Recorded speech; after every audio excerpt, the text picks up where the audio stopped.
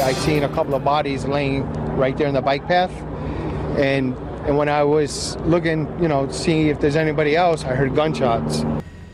We are following breaking news. As many as 8 people were killed, 11 others injured in an attack in New York City.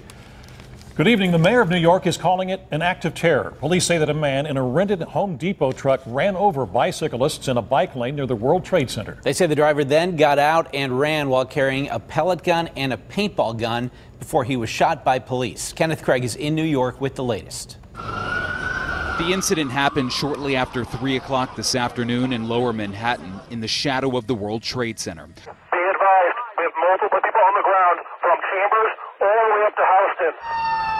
According to witnesses and police, a white pickup truck jumped a curb and drove into the crowded bike path that runs alongside the West Side Highway. Based on the information we have at this moment, this was an act of terror, and a particularly cowardly act of terror. The vehicle continued south for several blocks, striking more than a dozen people.